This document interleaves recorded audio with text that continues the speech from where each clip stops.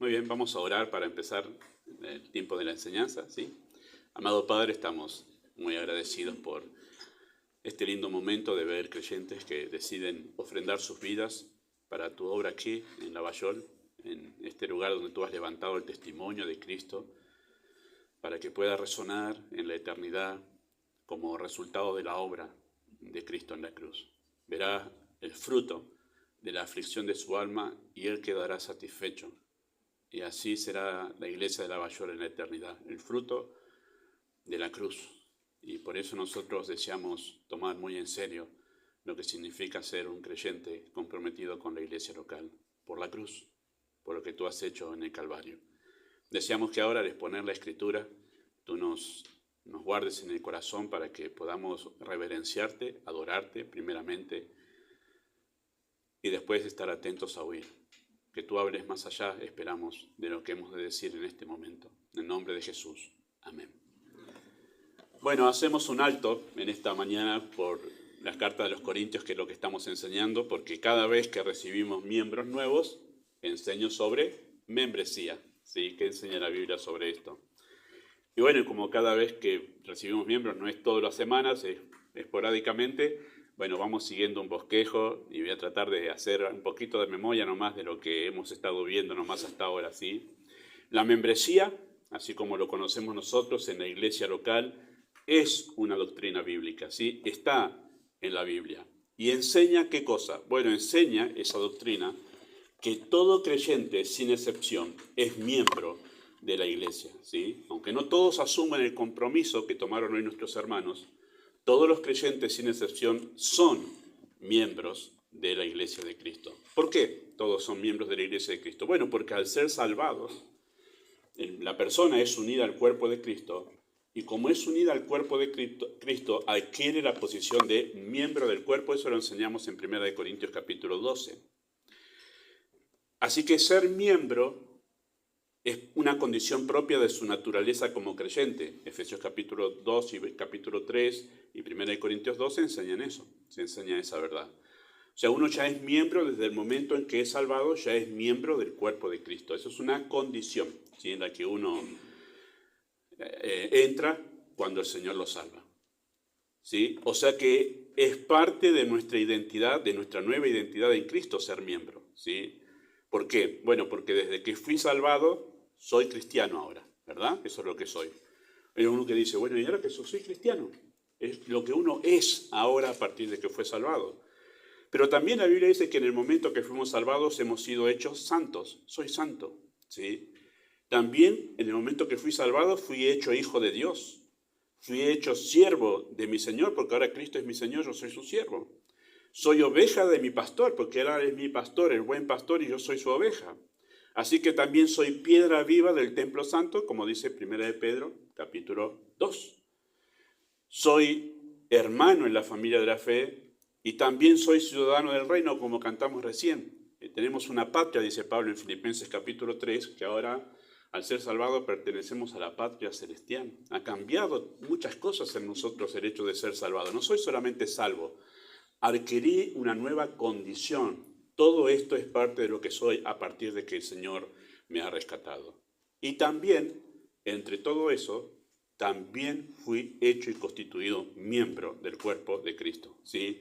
Así que ser miembro se trata de mi identidad en Cristo, ¿sí? Cuando decido ser miembro de la iglesia local, lo que estoy haciendo es estoy decidiendo vivir de acuerdo a lo que soy en Cristo.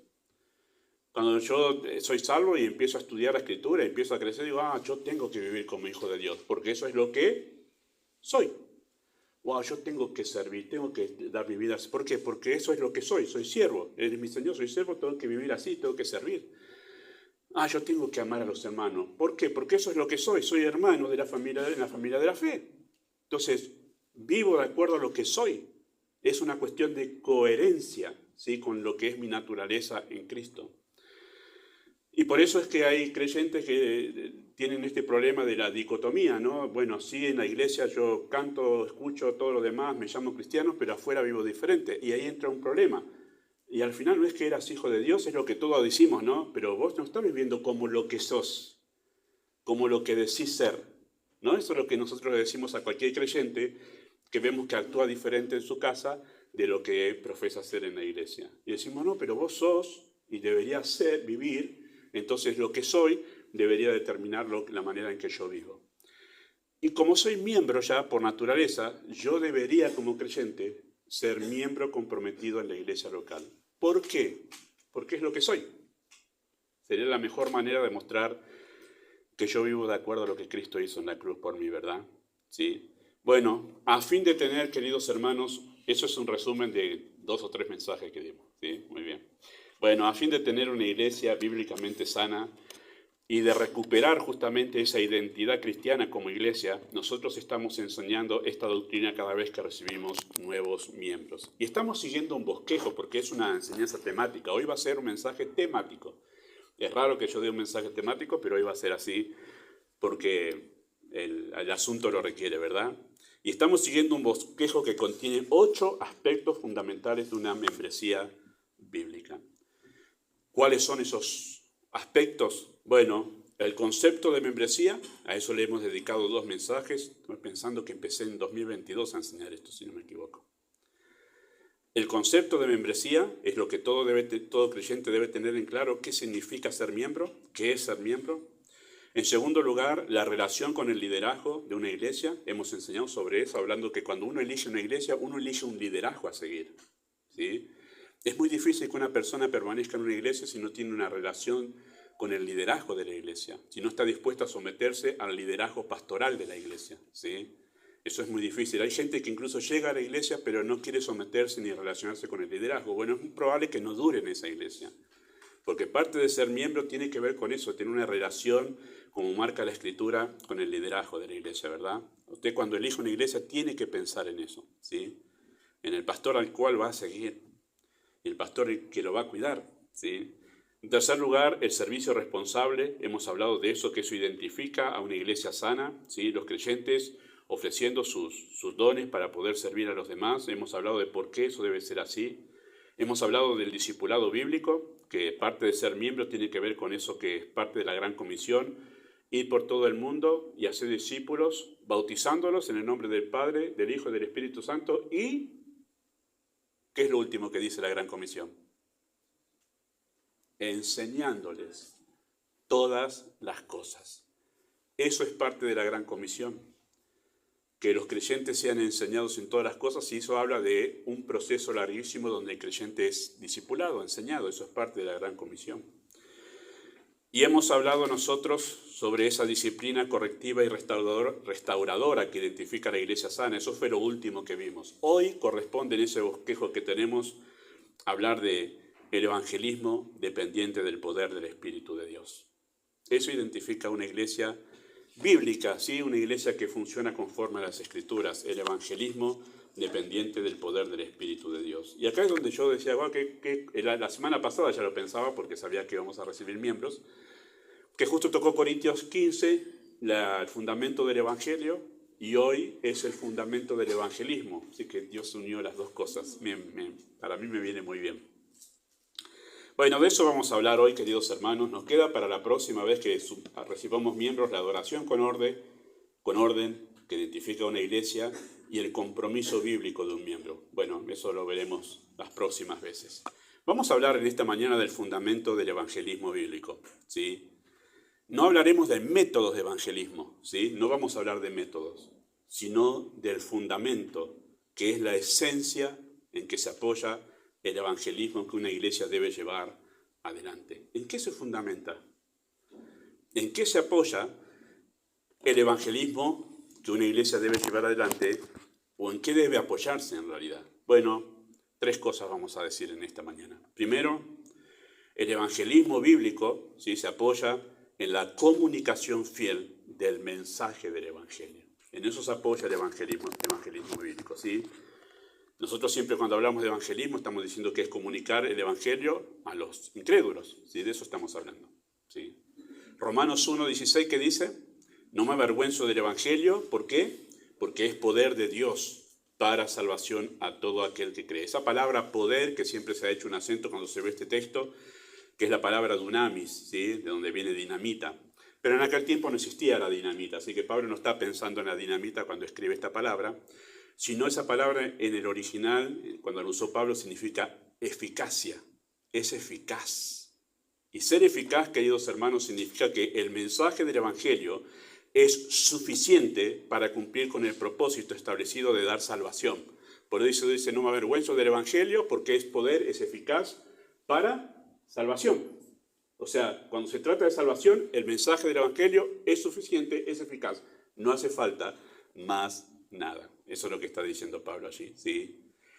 Si la salvación entonces se produce como resultado del creer en el Evangelio, queridos hermanos, entonces nuestra preocupación debe ser comunicar con precisión y fidelidad ese mensaje. Si ese mensaje es tan poderoso que Pablo dice, no me avergüenzo, eso es lo que salva. Para algunos le parece simple, pero a mí no me avergüenza porque produce salvación ese mensaje. Entonces, nuestra tarea en la evangelización es comunicar con precisión y fidelidad ese mensaje. Bueno, ¿en qué consiste ese mensaje? Esto se solapa un poquito con la semana pasada, ¿sí? Bueno, Cristo definió ese mensaje cuando anunció la Gran Comisión. Lucas 24, 44 al 47 es la Gran Comisión en la versión de Lucas, ¿sí? Que es un paralelo con Mateo 28. Dice así, cuando les dijo, estas son las palabras que os hablé estando aún con vosotros, que era necesario que se cumpliese todo lo que está escrito de mí en la ley y en los profetas y en los salmos. Entonces les abrió el entendimiento para que comprendiesen las escrituras. Y les dijo, así está escrito y así fue necesario que el Cristo padeciese y resucitase de entre los muertos al tercer día. La base, la cruz. Escuche verso 27. Y que se predicase, y acá viene el evangelismo, que se predicase en su nombre. ¿Qué cosa? Arrepentimiento y perdón de pecados en todas las naciones, comenzando desde Jerusalén. Eso es evangelismo. La predicación del perdón y el arrepentimiento y el perdón de pecados con base en la obra de la cruz. Eso es evangelismo, esa es la comunicación del mensaje del evangelio. Simple, sintético, pero definido, bien definido, ¿sí? Bueno, Pablo cuando predicó, él predicó el mismo mensaje. En Hechos 20 y 21, cuando él se despedía de los ancianos de la ciudad de Éfeso, él dice de esta manera, y como nada que fuese útil, he rehuido de anunciaros y enseñaros públicamente y por las casas, testificando a judíos y a gentiles acerca de qué cosa. Esto es evangelismo, del arrepentimiento para con Dios y de la fe en nuestro Señor Jesucristo. Un mensaje preciso, un mensaje sencillo, un mensaje que apunta sencillamente a dos cosas, arrepentimiento y fe en Cristo. Y eso no debe cambiar. Y eso no debe cambiar. Queridos hermanos, no debe cambiar porque Pablo advirtió sobre el error de cambiar el mensaje del Evangelio. Que nosotros cambiemos este mensaje que él predicó. Dice, no he rehuido de anunciaros esto. Este es el mensaje. Arrepentimiento y fe en el Señor Jesucristo. Cuando él escribe a la iglesia de Galacia que ellos sí se estaban desviando del Evangelio bíblico, él dice esto con mucha seriedad. Estoy maravillado de que tan pronto os hayáis alejado de aquel que os llamó por la gracia de Cristo, para seguir un evangelio diferente. Dice, y aclara, entre paréntesis, no es que hay otro evangelio, sino que algunos que os perturban y quieren pervertir el evangelio de Cristo. Mas si aún nosotros o un ángel del cielo os anunciare otro evangelio diferente del que hemos anunciado, o sea, arrepentimiento y fe en Cristo. Si alguien viene diciendo algo diferente a esto, es una palabra muy fuerte, ¿verdad? Porque la palabra se traduce maldito, ¿sí? Así que la comunicación del evangelio requiere precisión, hermanos. El mensaje no es difícil de entenderlo, de saberlo, de leerlo. Requiere precisión. Y precisión es arrepentimiento y fe en Cristo. Y Pablo dice, si alguien viene, incluso si yo mismo vengo, dice Pablo, yo vengo el año que viene y les predico una cosa diferente, o si un ángel del cielo viene y les trae un mensaje diferente a esto, sea anatema. Anatema. Tremendo, porque él mismo se pondría en condenación si dice algo diferente. Como antes os hemos dicho, también ahora lo repito, si alguno predica diferente evangelio de que habéis recibido, y Pablo dice, pero lo acabo de decir, si lo repite, para que entendamos lo serio que es cambiar el mensaje que Cristo comenzó a predicar en su ministerio. Queridos hermanos, en esta carta de Galacia, Pablo ataca el problema de los que querían justificarse por las obras. Si usted lee esa carta va a ver que el énfasis es eso. Los creyentes querían volver a la justificación por las obras, a la salvación por obras, ¿sí? Y por eso es que en esa carta se remarca la justicia de Cristo, es la única que puede salvarlos. Así que no es una cuestión meramente de ser dogmático, de ser preciso por ser preciso nomás, sino que ese evangelio tan sencillo y tan preciso, ese evangelio salva, dice Pablo. Ese es el que salva. Y por eso es que el texto, la cuestión no tiene que ser simplemente por ser dogmático y preciso, sino que es una cuestión de eficacia. Es una cuestión de ser eficaces en el evangelismo. Si queremos ser eficaces en el evangelismo, el mensaje tiene que ser preciso porque así lo señaló el apóstol Pablo y también Cristo. Queridos hermanos, el evangelio que predicaron los apóstoles es el mismo que predicó Cristo y es el mismo que se nos manda a nosotros a predicar. ¿Por qué? Porque ese mensaje salva. Por eso se nos envía a predicar eso. Ese es el mensaje que salva, que usa Dios para salvar. Así que el evangelismo bíblico reposa, queridos hermanos, en la comunicación fiel del mensaje. Si nosotros queremos hacer un evangelismo bíblico, un evangelismo que es correcto, nosotros debemos asegurarnos que somos fieles en predicar este evangelio. Porque usted va a escuchar por allí muchos que hablan Cristo, como fue en la época del 90, Cristo te sana y te salva. Y tú ya cambiaste algo de ese evangelismo, de ese mensaje. Pablo no dijo, prediqué en todos lugares arrepentimiento, perdón de pecados y sanidad. No. Y cuando tú añades eso, tú estás pervirtiendo el mensaje del evangelio. Sí, hay que tener mucho cuidado con eso que parece cristiano y bíblico, pero no es la estrategia más sólida de Satanás para que la iglesia se desvíe de la verdad, es juntar error y verdad.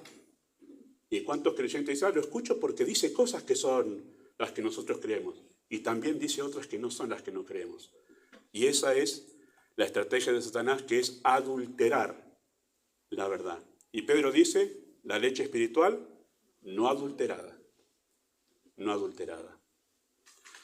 Y si tú ves en el cartel de algún lugar que se llama iglesia, ven que hoy es el día de milagros, ven que hoy es el día de sanidades, ven que hoy es el día de hacer pactos, y no sé cuántas cosas más que hay por ahí, hermanos. Me asombro de todas las cosas que se hacen en lugares que se llaman iglesias, cuando lo que simplemente Pablo salió a predicar y Cristo salió a predicar es arrepentimiento y fe en Cristo, y nada más. Y cuando tú añades a eso, entonces tú lo que estás haciendo es pervirtiendo el mensaje del evangelio. Cuando Pablo habla en la carta a Timoteo y le habla acerca de aquellos falsos maestros, aquellos falsos que enseñaban cualquier otra cosa, como por ejemplo los que enseñaban a abstenerse de alimentos, que enseñaban a abstenerse incluso de casarse, y dice que esto es doctrina de demonios. ¿Por qué es doctrina de demonios? Porque sencillamente dice que para ser salvo ya no precisas solo la cruz de Cristo, sino precisas algo más.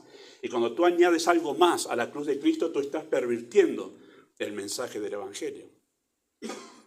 Y el evangelismo correcto y bíblico es el que se centra en este mensaje, arrepentimiento y fe en Cristo.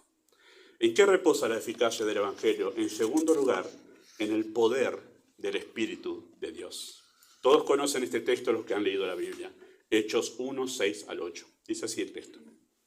Entonces, los que se habían reunido le preguntaron diciendo, Señor, ¿restaurarás el reino de Israel en este tiempo?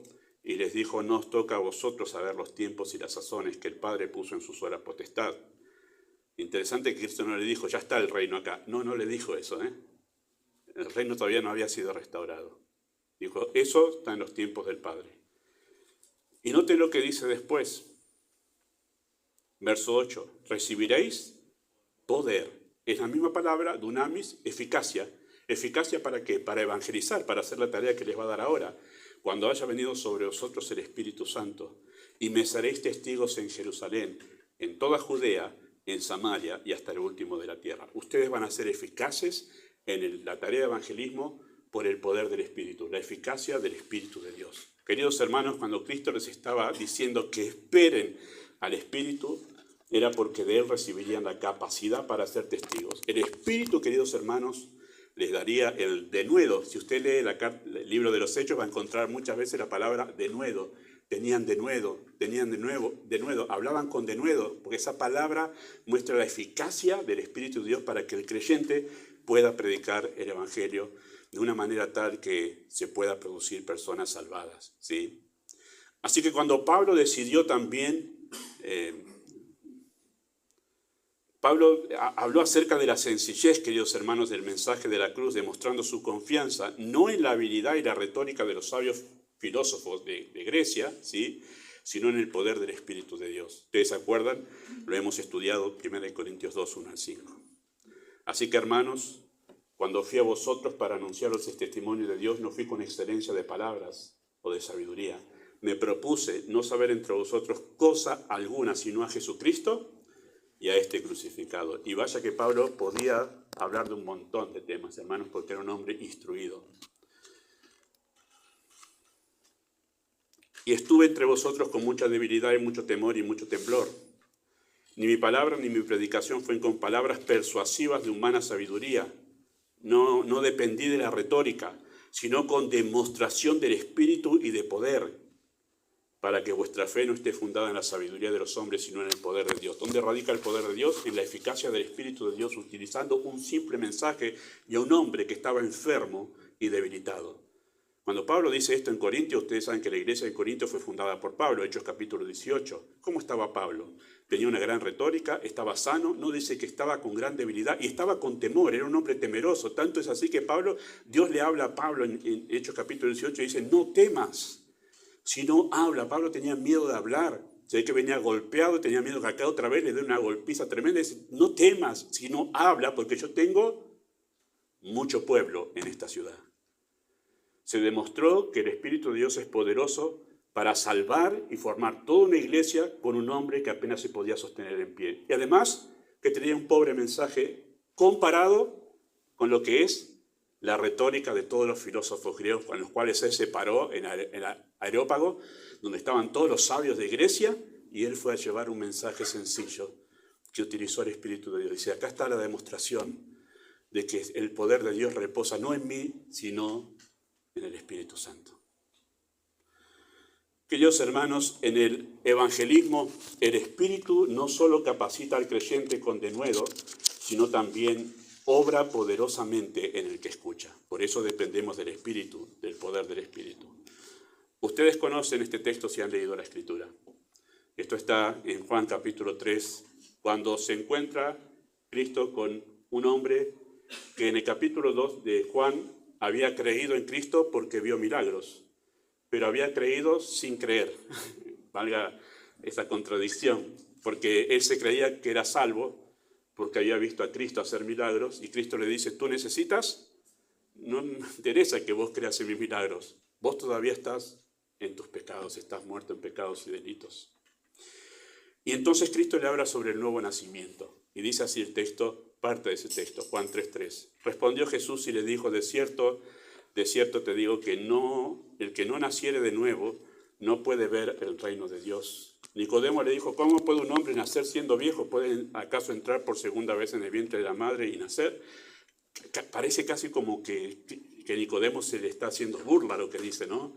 ¿Cómo voy a entrar otra vez en el vientre de mamá y nacer? Bueno, respondió Jesús y le dijo, de cierto te digo, el que no naciere de agua y del Espíritu no puede entrar en el reino de Dios. Lo que es nacido de la carne, carne es, y lo que es nacido del Espíritu, Espíritu es. No te maravilles, que no te parezca una cosa loca lo que te dije, os es necesario nacer de nuevo. El viento sopla de donde quiere y oye su sonido, mas ni sabes de dónde viene ni a dónde va.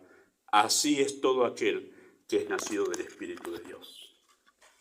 Interesante que a esa pregunta de Nicodemo, ¿cómo puede hacerse esto? ¿Cómo puede ser entre en el vientre de su madre? La respuesta de Cristo no le dijo a él qué tenía que hacer. Dice, el que no naciere de agua y del Espíritu no puede entrar en el reino de Dios. No le dijo a Nicodemo qué tenés que hacer, sino le dijo, esto lo hace el Espíritu. ¿Sí? Esa expresión de agua se refiere a la palabra de Dios y es el Espíritu utilizando la palabra del Evangelio para crear ese nuevo nacimiento. ¿Sí? Así que Cristo le dijo a Nicodemo que le era necesario nacer de nuevo, pero no le dijo que él lo podía hacer. Cuando Nicodemo dijo, ¿cómo se hace? Bueno, vos no lo podés hacer. Vos no podés nacer de nuevo por tus propias fuerzas. No es algo que vos podés hacer. Y eso le habrá sido como un cachetazo a Nicodemo, porque él era un hombre religioso acostumbrado a decir, ¿qué tengo que hacer para poder ganarme el cielo? Todos los mandamientos ya los guardé. Ser religioso, ya soy religioso. ¿Qué más tengo que hacer? Bueno, acá es lo que vos necesitas, no lo podés hacer.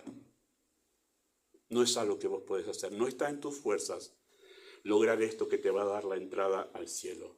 Tú no lo puedes lograr. Es una obra del Espíritu de Dios usando la palabra del Evangelio. Queridos hermanos, necesariamente tiene que intervenir el Espíritu para que alguien sea salvado, porque lo que es nacido de la carne, carne es. Nuestros mayores esfuerzos para poder lograr la salvación simplemente no logran nada. La carne solo genera carne, no puede generar vida espiritual nueva. El mejor esfuerzo humano por ganar la salvación solo puede producir un sepulcro blanqueado. Eso significa que solo puede cambiar la conducta, pero nunca puede cambiar el corazón. El mejor esfuerzo humano solo puede lograr un religioso que por fuera mantiene una disciplina y una conducta admirable. Pablo dice, yo era fariseo de fariseos. En cuanto a la ley, era irreprensible, nadie tiene nada que decirme a mí. Era un lujo de religioso. Pero todo eso lo tengo por basura, porque no me logró cambiar el corazón, dice Pablo eso. Eso no logró cambiarme internamente. Afuera se podía ver todo un cambio, pero adentro seguía sucio. Por eso Cristo les dijo a los religiosos de su tiempo que el problema del asesinato no era el solo acto en sí, no era ese problema, el acto de asesinar a alguien, sino el odio arraigado en el corazón. ¿Se acuerdan lo que dijo Cristo? Tú puedes decirle necio o fatuo a tu hermano y ya lo has matado, porque el problema es el odio que te lleva a matar. Y tú puedes no matar a nadie, pero el odio no tiene solución a menos que tú te acerques a Cristo. También le dijo Cristo a los religiosos de su tiempo que el problema del adulterio no era solo la manifestación de codicia lujuriosa arraigada en el corazón, o era solo la manifestación de codicia arraigada en el corazón, perdón, hermanos. Puede ser que tú nunca hayas matado o que nunca hayas adulterado, nunca hayas engañado a tu esposa con otra mujer, pero el odio y la codicia que están en el corazón tú no lo puedes cambiar. Por eso Cristo dijo, el que mira a una mujer para codiciarla ya, o sea, la esencia del adulterio ya está en tu corazón. Tú puedes mantenerte firme en ser fiel a tu esposa, pero lo que pasa en tu corazón no lo podés cambiar. Por eso es que precisas a alguien que de manera sobrenatural te pueda cambiar el corazón, que pueda cambiar tu deseo adentro. Tú precisas a alguien que saque el odio que te llevaría a vos a matar.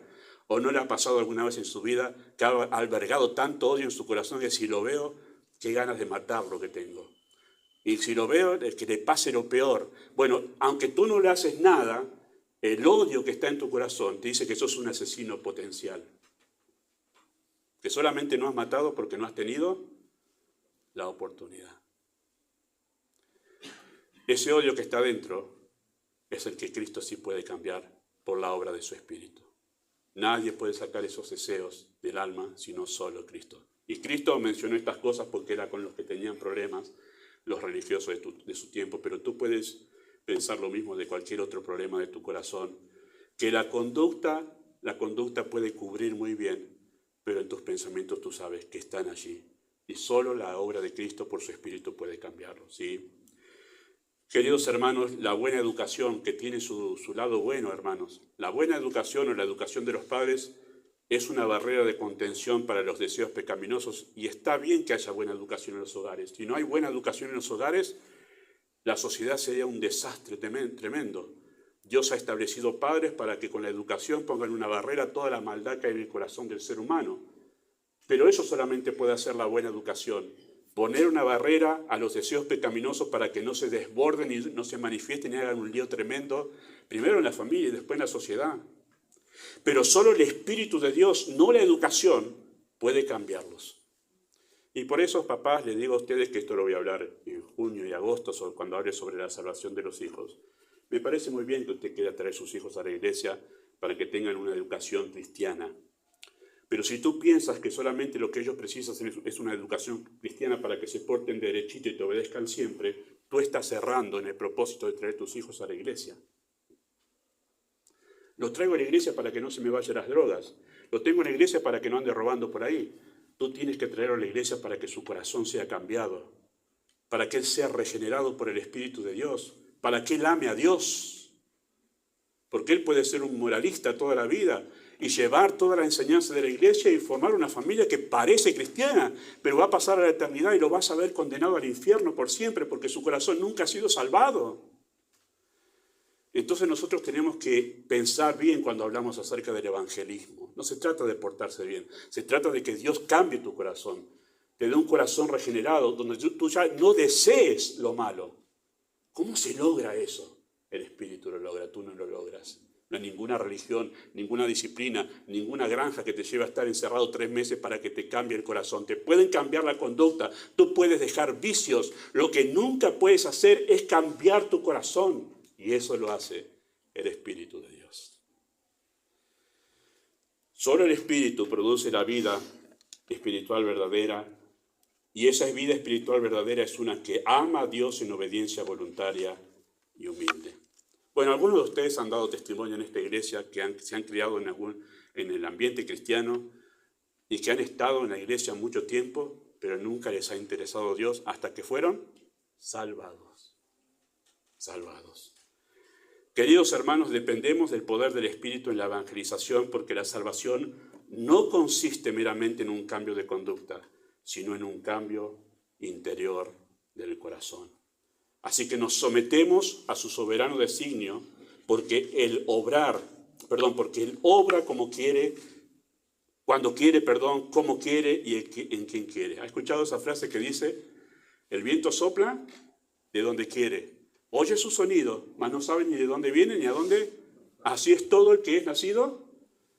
O sea, no se produce un salvado cuando yo quiero. Se produce la nueva vida en alguien cuando el Espíritu quiere. Él es soberano de salvar a alguien en el momento en que Él tiene determinado hacerlo. Esto habla de la soberanía del Espíritu en la salvación. ¿A cuántos se les ha enseñado un método? Vos tenés que lograr que diga una decisión. ¿Quién soy yo para manejar al Espíritu de Dios a mi voluntad para que alguien en este momento que yo le insista ya se salvó, ya decidió, ya oró, ya... El Espíritu lo salva. Y muchas veces, como me ha pasado en esta iglesia, gracias a Dios, casi en todos los que se han convertido aquí, yo no he tenido casi nada que ver de manera directa, ¿no? Simplemente me han dicho en algún momento, pastor, me di cuenta que no era salvo. Y el Señor ahora me salvó. Entendí tal cosa. Y dije, ¿qué pasó? El Espíritu. Incluso en momentos de los que yo menos podría esperar que alguien se iba a salvar, fue salvado. Mi propia conversión sucedió en lo más escondido del ojo humano, pero a los ojos del Señor, porque nadie me estaba predicando a mí, le estaban predicando a otro, y uno podría decir, de rebote me pegó a mí la flecha del evangelismo. El Señor me salvó estando yo escondido atrás de una pared, escuchando a alguien. El Espíritu es soberano para obrar y salvar a alguien cuando Él quiere hacerlo, de la manera que Él quiere. ¿Quiénes somos nosotros para limitar al Espíritu con ciertos métodos o estrategias de evangelismo? Así que dependemos pura y exclusivamente de Él. ¿Por qué? Porque el nuevo nacimiento no lo puede hacer ni siquiera este pastor ni ningún pastor. Lo hace solo el Espíritu de Dios. ¿En qué reposa la eficacia del evangelismo? En tercer lugar, en la eficacia del decreto divino. Y yo sé que en este punto es controversial lo que voy a decir, ¿sí? Quizá no para muchos aquí, porque sé que hay varios que coinciden con lo que creo en la Escritura, pero sé que hay otros que van a escuchar esto y puede ser que algunos se vayan bajando del canal incluso cuando diga esto. Pero esta es la verdad bíblica, hermanos, ¿eh? ¿En qué reposa el evangelismo? En la eficacia del decreto divino. ¿Qué es un decreto? Bueno, los decretos de Dios son el propósito eterno, soberano e inmutable de Dios, por el cual Él ha determinado todo lo que acontece. Dios, como soberano del universo, ese es Dios, ha determinado, como un rey, como un presidente que da decreto, decreta qué es lo que sucede. Entonces, cuando Dios decreta algo, eso es inmutable, ¿sí? Eso permanece para siempre y además eso es efectivo, porque los decretos de Dios son eficaces, o sea, no fallan porque Dios es omnipotente y los ejecuta de manera infalible, ¿sí? Son soberanos porque no dependen de nada externo para su cumplimiento. Lo que se llama decreto en la Biblia no depende de nada, sino depende de las circunstancias. Dios decreta y dice, bueno, vamos a ver si la circunstancia va bien, esto se va a cumplir. No, no depende ni de circunstancias ni de persona el decreto de Dios. Se va a cumplir porque Él lo decretó y Él es poderoso. Fue Nabucodonosor el que dijo, los seres humanos somos como langostas delante de Él. No hay quien pueda torcer su mano, ni decirle, ¿qué haces? Cuestionarlo. No, el decreto se cumple porque Él es soberano. Él es el Señor del universo. Y esos decretos son operativos. ¿Qué quiere decir que son operativos? Se cumplen en la historia.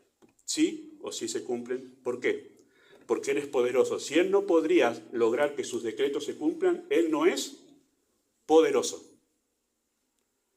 Si Él no puede lograr algo que determinó que se cumpla, estamos dudando de que Él pueda cumplir ese decreto. Y si no puede cumplir ese decreto, ¿qué otras cosas no puede cumplir? Sus promesas. Nada. Entonces no tendríamos nada en qué confiar en nuestro Dios. Así que sus decretos dependen de su persona, de quién es Él. En Romanos 8 al 11 y en Efesios 1, 1 al 11, Pablo expone el plan de la salvación como un decreto de Dios. Y es ahí donde nuestro evangelismo toma un curso muy diferente al de muchas iglesias, hermanos. Y muy diferente al que yo aprendí en mis inicios en la vida de la fe. La obra de salvación es un decreto de Dios, ¿sí? O sea que esa obra, ese plan de salvación se va a cumplir de principio a fin, porque es un decreto. Y eso es importante saber, que el plan de salvación es un decreto. Y si es un decreto, se cumple de principio a fin. Por eso Romanos 8 dice, a los que antes amó, predestinó, también los llamó. Y cuando los llamó, los justificó. Y cuando los justificó, también los... ¿Por qué puede hablar con tanta seguridad que eso se va a cumplir? Porque es un decreto. Y el decreto de Dios se cumple siempre, ¿sí? Así que el decreto de Dios incluye y garantiza la salvación de los escogidos. Porque cuando ideó el plan de salvación, también ¿qué hizo? Escogió personas para que sean salvadas. Y si esas personas que escogió para salvación están dentro de ese decreto, el decreto garantiza que esas personas sean salvadas en el momento que Dios determinó que sean salvadas. ¡Wow! ¿Verdad? ¿Sabe qué es lo interesante de las personas que no creen esto que estoy diciendo y que incluso hablan de esta doctrina que estoy mencionando ahora como doctrina de demonios y que hablan de los que predicamos esto como falsos maestros? Bueno, ¿sabe qué es lo interesante? Que Cristo predicaba su evangelismo, hacía su evangelismo, pensando en el decreto del Padre. Y por eso me encanta mucho el Evangelio de Juan, porque tiene una mirada sobre el evangelismo y sobre la vida de Cristo desde el cielo. Mateo, Marcos y Lucas desde la tierra mira el ministerio de Cristo, pero Juan mira el ministerio de Cristo desde el cielo. Y nos dice cosas que son asombrosas en ese evangelio. Por ejemplo, Juan capítulo 6, versos 35 al 37. Jesús dijo, yo soy el pan de vida, el que a mí viene nunca tendrá hambre, y el que en mí cree no tendrá sed jamás. Mas os he dicho que aunque me habéis visto, no creéis. ¿Y qué falla? ¿Por qué no creen? Toda esta gente cruzó todo el mar de Galilea para buscarlo a Cristo porque se le había escapado la noche anterior y querían buscar porque le vieron hacer un milagro de la multiplicación del pan. ¿Y por qué no creían? ¿Por qué Cristo estaba seguro de eso? Bueno, primero porque no lo buscaban a Él, obviamente. Por eso Cristo dijo, el que a mí viene. Yo soy el pan de vida, no ese pan que comieron. Ustedes no me buscan a mí, ustedes buscan ese pan material. Así que yo sé que ustedes no creen porque ustedes vienen por los milagros, ya los conozco a ustedes. Entonces, si ustedes vienen por los milagros y no por mí, ustedes no son salvos. Porque el que es enviado por el Padre vendrá a mí, no a ese pan material. Y escuchen lo que dice el verso 37. Todo lo que el Padre me da, vendrá a mí. ¿Qué es eso lo que el Padre le da? Personas que van a creer en Él. Eso es lo que el Padre le da. Noten cómo Cristo dice, si alguien va a venir, es porque el Padre me lo da. ¿Y qué quiere decir el Padre me lo da? Son aquellos que el Padre escogió para salvación. Ellos van a venir a mí. Y el que a mí viene, no le echo fuera. Interesante. Escuche Juan 6:39. Esta es la voluntad del Padre que me envió, que de todo lo que me diere, ¿quién? El Padre. No pierda yo nada, sino que lo resucite en el día postrero. Cristo está pensando, el que a mí viene para ser salvo, me lo envió el Padre. 6:44 de Juan. Ninguno, eso es imposibilidad, ninguno puede venir a mí si el Padre que me envió no le trajere. Hay una imposibilidad humana de venir a Cristo que solamente puede ser vencida por la elección del Padre. Si el Padre no hubiese elegido a nadie para salvación, nadie vendría a Cristo. Si el Padre no hubiese elegido a nadie para salvación, nadie podría venir a Cristo. ¿Por qué evangelizamos? Porque el Padre escogió personas y esas personas van a responder al mensaje del Evangelio en el momento determinado de una manera eficaz. Van a venir a Cristo y se van a arrepentir. Juan 6, 63 a 65. El Espíritu es el que da vida. La carne para nada aprovecha. Las palabras que yo os he hablado son espíritu y son vida. Pero hay algunos de entre vosotros que no creen. Porque Jesús sabía desde el principio quiénes eran los que no creían y quién le había de entregar. Y dijo, por eso os he dicho que ninguno puede venir a mí si no le fuere dado del Padre. ¿Cuál era el pensamiento de Cristo sobre esos que estaban ahí y no creían? No era, tengo que buscar otro método para atraer a estas personas que no creen. ¿Qué tengo que hacer? Voy a hacer más milagros. A ver si... No, Cristo dijo, si no vienes porque el Padre no le dio venir. Cristo evangelizaba, hermanos, teniendo en cuenta el decreto del Padre. Y evangelizaba a Cristo, hermanos. No es que Cristo se cruzaba de brazos y voy a esperar que vengan los que el Padre eligió. No, Él evangelizaba y sabía que aquellos que respondían era porque el Padre se los había dado a Él. ¿Sí? Bueno, todos estos textos, queridos hermanos, y muchos más, solo he citado algunos como ejemplo. La carta a los Romanos, capítulo 9, es asombroso sobre esto. Todos estos textos indican la intervención soberana de Dios dando al Hijo a aquellas personas que creían en Él para salvación. Los textos indican una imposibilidad humana que hace necesaria la intervención soberana de Dios en la salvación. Por eso Pablo, cuando escribe a los Tesalonicenses la segunda carta, capítulo 2, versículos 13 y 14, dice, damos gracias a Dios, hermanos amados del Señor, de que Dios os haya escogido para salvación. Pablo empieza diciendo eso, diciendo, Dios intervino acá para que ustedes sean salvos. ¿Cómo intervino? Los escogió. Desde el principio, dice, desde antes que fuese el mundo, existiese el mundo, Dios los eligió para que ustedes respondiesen hoy al Evangelio. Y yo alabo a Dios por eso ustedes pudieron responder al Evangelio. Y es interesante, me gusta Juan 17, es un pasaje que alguna vez quiero enseñar porque me apasiona esa oración de Cristo, es como entrar en el lugar santísimo, escuchar a Cristo orar. Pero él dice algunas cosas interesantes sobre esto que estamos diciendo en Juan 17. 17:2 dice, como le has dado potestad sobre toda carne, para que dé vida a todos los que le diste. Juan 17:6, he manifestado tu nombre a los hombres que del mundo me diste. Tuyos eran y me los diste y han guardado tu palabra. Quiero hacer un paréntesis. Yo siempre soy consciente que las personas que se salvan bajo mi ministerio es una misericordia de Dios de personas que Él me dio para que yo las pueda cuidar. Yo puedo orar como Cristo, los que me diste. Y siempre, los primeros años de mi ministerio acá, yo les he dicho a la iglesia, los torturé a los hermanos, diciéndole que si yo no veía personas salvadas en esta iglesia, era pensar que yo no tenía que estar aquí. ¿Qué fruto podría esperar si no veo personas salvadas, no? Bueno, gracias a Dios que se empezaron a salvar las personas y me quedé. Muy bien. Juan 17:9. Yo ruego por ellos. No ruego por el mundo. Frase que deberíamos estudiar, ¿verdad? No ruego por el mundo, sino por los que me diste. Porque tuyos son. Bueno, alguien podría tomar este texto y pensar, bueno, pero ahí Cristo está hablando de los 12, pastor. Está hablando de los 12.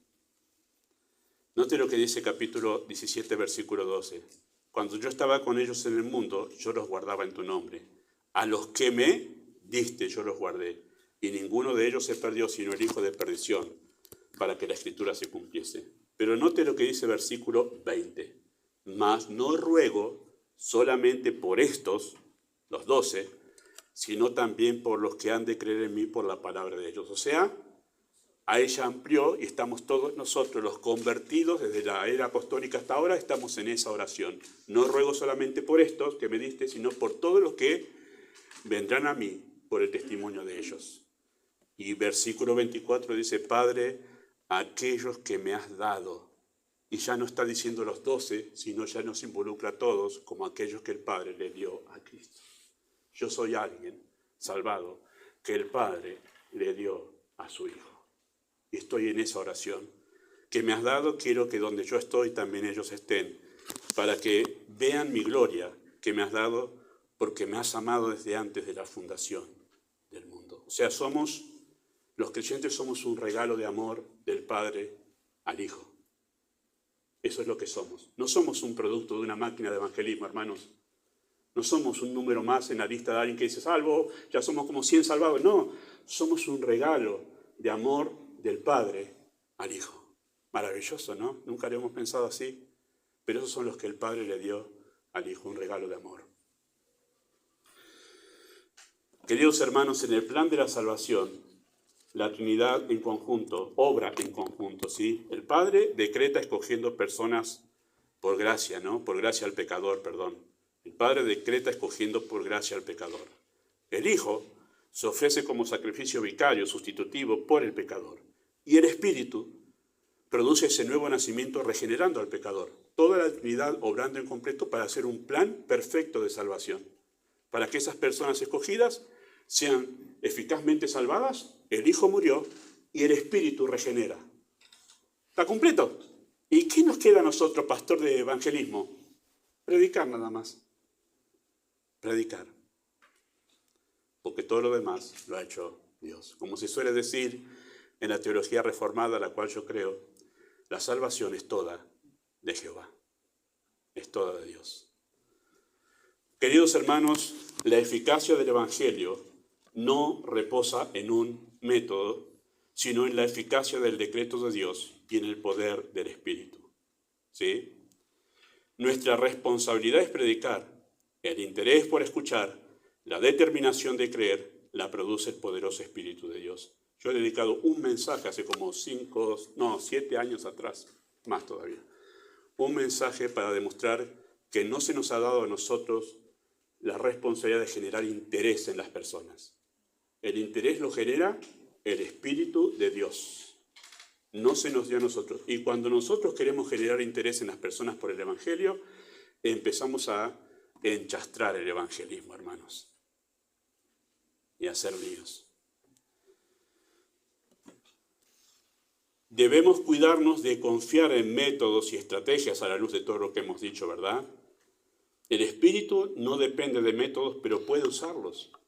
No está mal tener algún método para evangelizar, ¿no? Nosotros todavía no tenemos las personas encargadas que puedan ocuparse de armar un grupo de evangelismo que pueda salir y cada tanto en el mes puedan ir y poder repartir literatura, como se solía decir, ¿no?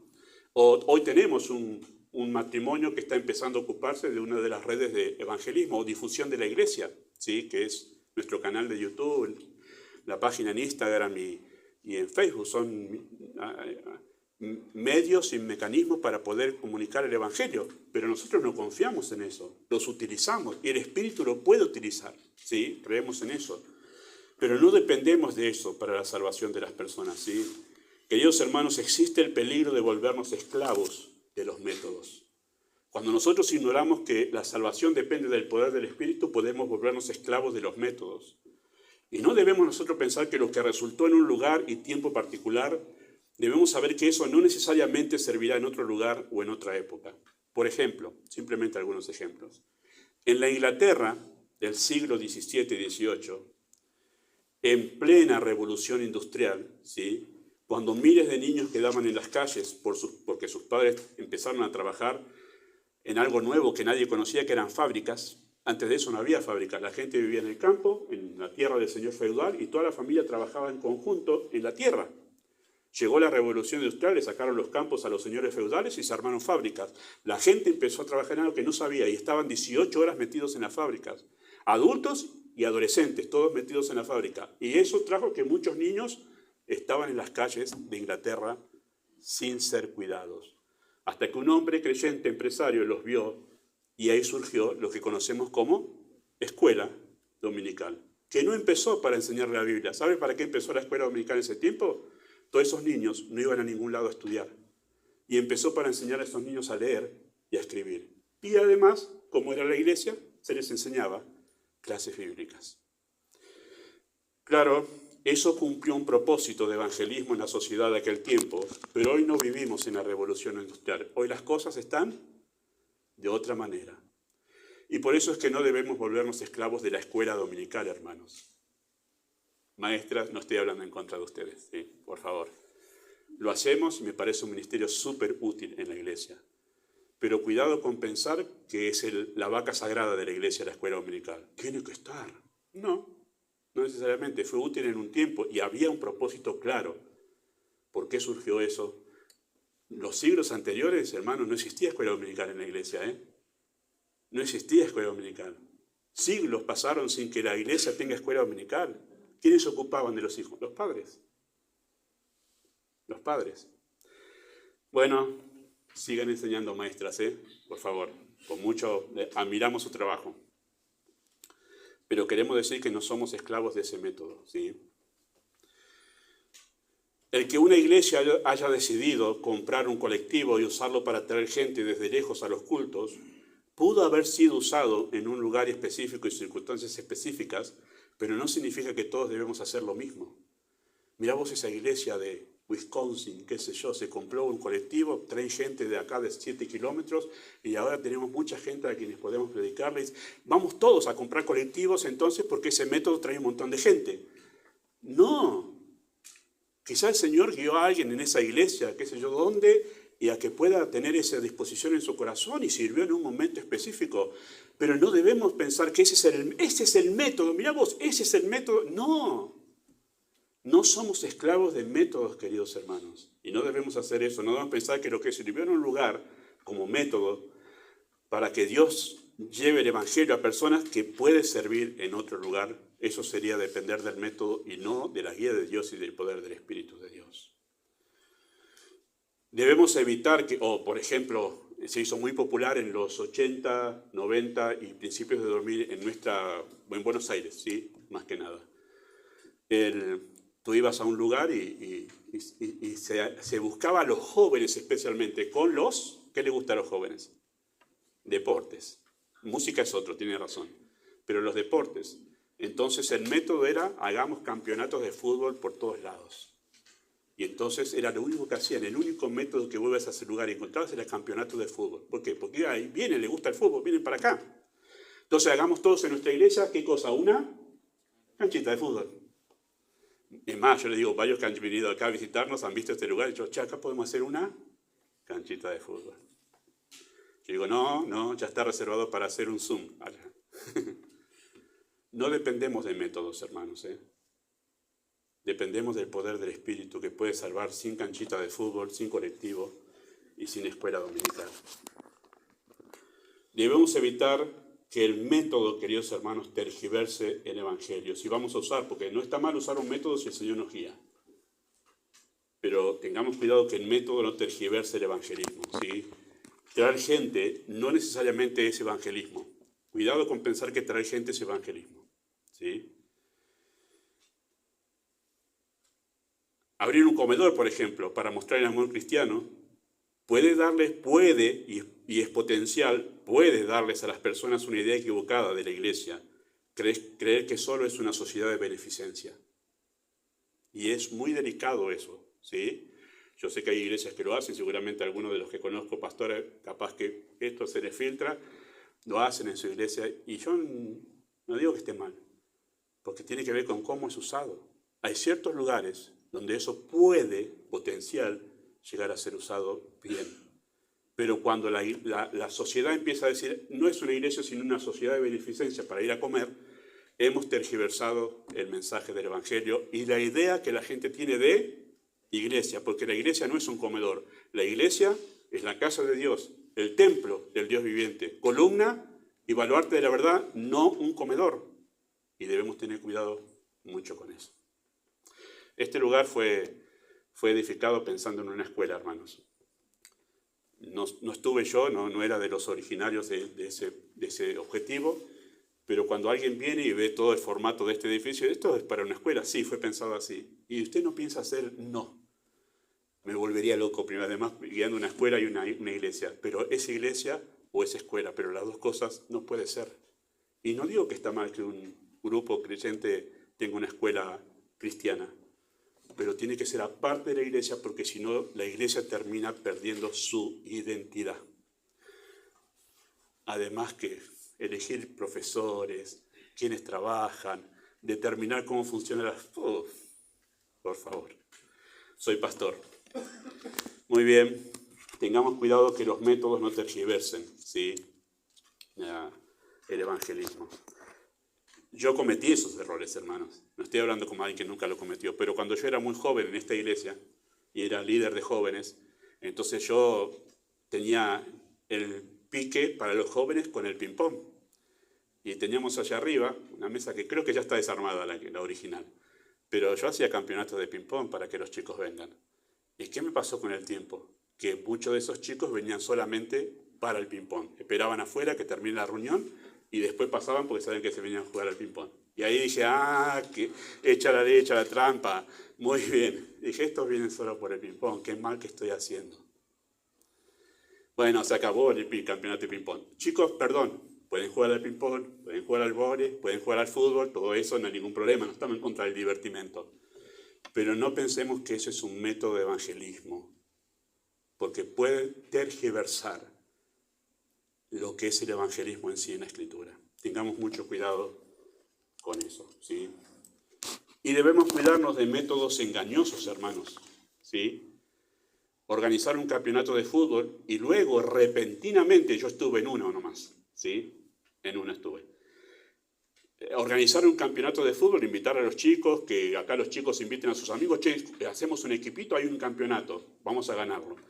Y después esos chicos, sin saber nada a dónde iban, de repente en la mitad del tiempo se para y les dice, che, vamos todos al salón. Y de repente alguien se para y les da un mensaje de evangelismo. Che, pero nadie nos dijo. Eso es engañoso. Eso es hacer trampa, hermanos. Nosotros no tenemos que invitar a alguien y que no sepa que les vamos a hablar del Evangelio. Eso es ser tramposo, hermanos. Me trajeron acá, yo no sabía, yo venía a jugar al fútbol, de repente me encuentro con que me abren la Biblia y eso es ser engañoso. ¿Saben quién hacían eso? Los fariseos. Los fariseos te hacían pisar el palito. Te engañaban. Como aquella, he escuchado esto varias veces y algunos lo elogian. Yo no lo elogio, hermanos. Por ejemplo, que me inviten a mí a una iglesia que no me conoce y yo me vaya vestido de pordiosero y me siente en el fondo, vestido de pordiosero, ¿no? Y a ver cómo me trata esta iglesia, si vengo así entrado de pordiosero. Y cuando me invitan a subir, subo ahí y todos se van a dar cuenta que, mira vos, el pordiosero, que nadie lo quiso saludar, era el pastor. Y los dejo a todos en evidencia. Eso es ser fariseo tramposo. Eso no se hace, hermanos. Eso es tratar de poner en evidencia al otro y avergonzarlo innecesariamente. Bueno, nosotros no tenemos que ser tramposos en la predicación del Evangelio, hermanos. Tenemos que ser transparentes y decirles a las cosas lisa y llanamente. Y si usted invita a alguien a su casa a tomar el té y la charla se da naturalmente porque usted vio que la persona sabe que usted es creyente, bien. Ahora, si usted arma un té en su casa, no estoy hablando de las hermanas que armaron un té, por favor, pero si arma un té y después le invita a alguien y de repente abren la Biblia y se arma una reunión y la persona dice, che, pero me dijiste que era un té nomás. Bueno, puede ser que la persona no se ofenda, pero eso es tramposo, hermanos. Nosotros debemos tener cuidado con los métodos tramposos porque la Biblia habla de honestidad y transparencia, ¿sí? Debemos cuidarnos de la tentación de cambiar el mensaje para hacerlo más atractivo. Tuve un joven una vez en un campamento cuando era consejero de jóvenes mayores, en su momento, estoy hablando año 2010, para que cualquiera sepa que no estoy hablando de nada de esta época, más de una década atrás. Pero él me decía, pues yo les preguntaba a los jóvenes grandes qué estaban pensando hacer con su futuro y demás. Uno dice, yo quiero ser director de cine porque de esa manera podemos llegar mejor a los incrédulos. Porque si usted, pastor, le va con la Biblia, enseguida le van a rechazar. Yo voy a ir con una película y de esa manera con la película voy a... Siempre tratamos nosotros de usar métodos que no demuestran que confiamos en el poder del Espíritu y en un simple mensaje. Claro que la gente rechaza el Evangelio. No estamos descubriendo la pólvora al decir eso. Sí, por naturaleza rechazamos a Dios. Solamente el obrar poderoso de Dios hace que una persona se interese. Y predicamos por eso, no porque la gente tenga interés o porque la gente tenga capacidad de entender. No predicamos porque la gente tenga capacidad de entender, sino porque confiamos en un Dios poderoso que salva. Por eso lo hacemos. Algún día le vamos a pedir a Diego que cuente su testimonio, pero es maravilloso cómo el Señor lo salvó a Diego. Simplemente se empezó a interesar en leer y después de ahí el Señor trajo luz. Perdón que parafraseé tu testimonio, después lo vas a hacer con precisión. Solo. ¿Cómo lo hace? Si yo quiero buscar 1000 métodos para salvar a Diego, todos me van a fallar. Y el Señor viene y me muestra una manera que a mí nunca se me ocurrió. Y eso es para humillarte, para hacerte saber que Él no depende de poder humano, ni capacidad humana, sino de su Espíritu. Debemos cuidarnos de forzar decisiones mediante la manipulación, hermanos. Eso se usó mucho, yo lo he hablado mucho en este púlpito. Debemos cuidarnos de forzar decisiones mediante manipulación, sí. Nosotros debemos saber esto, hermanos. Cuando el Espíritu despierta la vida no puede ser detenida. El otro día cuando estuvimos en Mendoza con mi esposa, había en la vereda un tronco grande, bastante grande, de un árbol que habían tirado abajo. Estaba solamente la parte de abajo del tronco. Y en el medio del tronco, el tronco se estaba pudriendo, pero en medio del tronco salía una ramita. ¿Qué me indicaba esa ramita? Que ese tronco estaba vivo. Si hay vida, hermanos, se va a manifestar. Se va a manifestar. Y nosotros a veces queremos ver vida donde no hay. Pero si alguien es salvado, yo le voy a decir una cosa, se va a empezar a ver enseguida la vida espiritual. ¿Cómo funciona la vida espiritual? Empieza a querer a Dios, empieza a querer escuchar a Dios, empieza a querer hablar con Dios y empieza a querer vivir de tal manera que agrada a Dios. Esas son las evidencias, las básicas de la vida espiritual. Así que no hace falta que yo fuerce nada, que predique. Cuando el Espíritu despierta, yo voy a empezar a ver que la vida está ahí y se manifiesta. Cristo lo dijo. De su interior correrán ríos de agua viva. No hay manera que se detenga la vida si está dentro. No hace falta que yo la fuerce, pues tengo que forzarlo. Si el Espíritu es más poderoso que yo para hacer eso. Maravilloso eso. Bueno, finalmente Dios no depende de nuestro evangelismo depende de Dios, hermanos. En la iglesia bíblica, el evangelismo se fundamenta en la comunicación fiel del mensaje, el poder del Espíritu Santo y la eficacia del decreto divino que me dice, aquellos que el Padre eligió serán glorificados, pasarán todo el proceso y lo pasarán inevitablemente. Amado Padre Celestial, nosotros oramos, asombrados de tu plan de salvación y humillados en nuestro corazón, porque todos nuestros intentos de poder llevar a alguien a Cristo por nuestros métodos siempre son infructuosos. Pero qué maravilla es cuando tú salvas a alguien. La persona no se puede resistir en su corazón a tan grande amor. Y con un espíritu doblegado viene a Cristo. Y empieza a beber del agua de la vida. Y empieza a desear más y más de la Escritura. Y empieza a desear orar. Y se apasiona por ti. Y eso no lo hacemos nosotros. Por eso toda la gloria sea dada a tu nombre. En nombre de Jesús.